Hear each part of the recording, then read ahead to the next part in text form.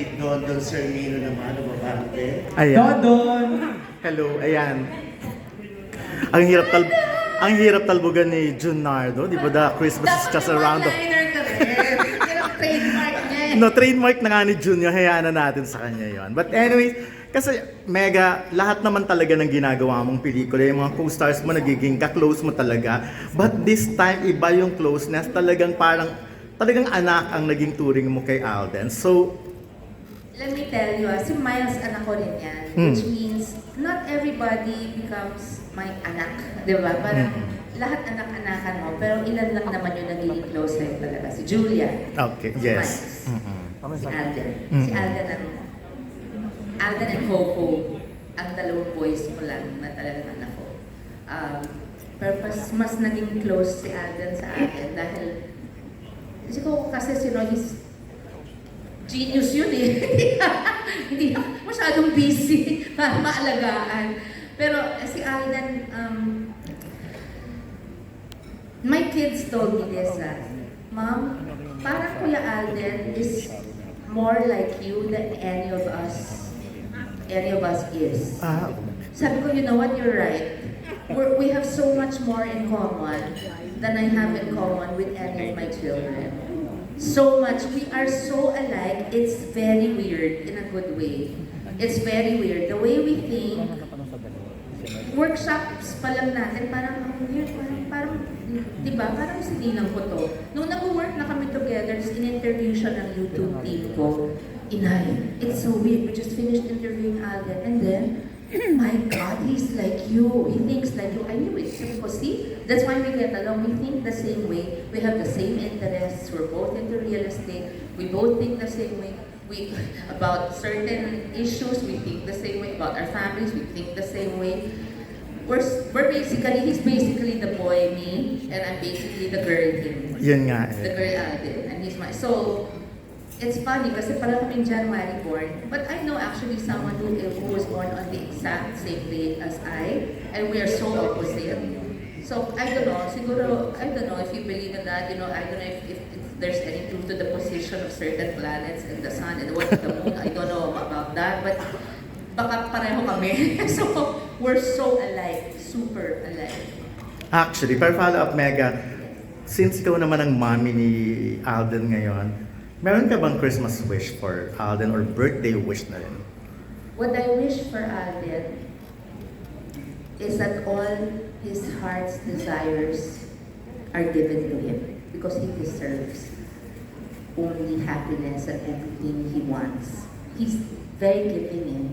He has given so much to his family and to other people. And he's a good boy. He's a good boy. He's a good son. Good na normal, not nerdy.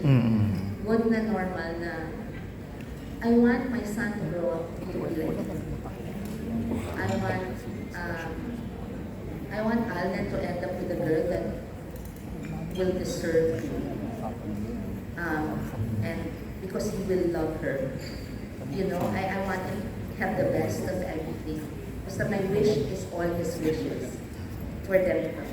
Kailangan na ba ni Alden ng girlfriend for 2024? Hindi nga kailangan, pero gusto na nga. Madali lang yun.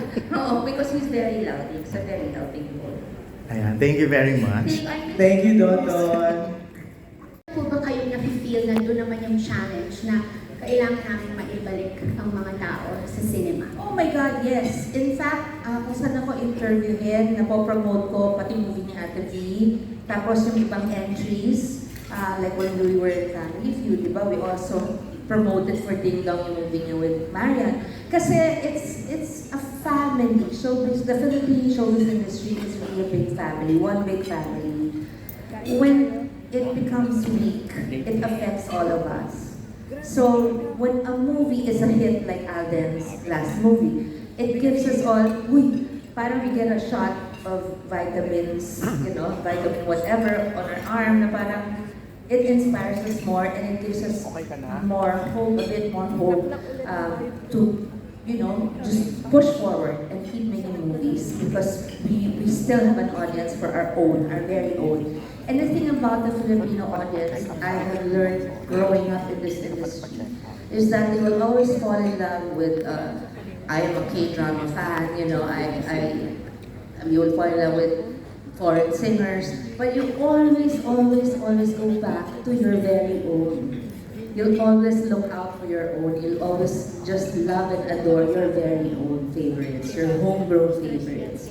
That is over history. That is a child-infested thing. So now that there are such good entries in the Film Fest this year, it gives us more excitement, gives us more hope. Siyempre, we hope that our movie becomes number one. But I mean, who's gonna get hurt if Atabi's movie becomes number one? I mean, as long as people are coming into the theaters and watching us, that's what matters to us. Very excited because they're all great entries. Tsaka iba-iba yung tema. Iba-iba yung tema. And at the same time, we're also confident about our movie because it is very simple, and the beauty of our movie is in its simplicity. So, oh my God, it's like Dear Heart. It's like Dear Heart, my first movie. It's like truth, beauty, simplicity. So I find those three things in this movie as well. That's why I said I miss making movies like this. I mean, people that I grew up with, sila Kuya Mario, yeah, they know that. It's like going back to that, but at a different age now. So I'm very excited for it. I am so in love with this project. You know, and just a bit of trivia, it fell on our laps. We were focused, Alden was focused on other movies, Miles had other projects, Jackie, I'm sure Tita Mel also, and it just came, bloop, out of the blue. There's an offer for you from Cineko. Okay, what's the background? They did Family Matters. Oh, great. The director's Noel. I've never worked with Director Noel, but Family Matters, okay. That's a good movie. And okay, blah, blah, blah. And when they said Alden Richards and the script was by Tita Mel, for me, that was no question.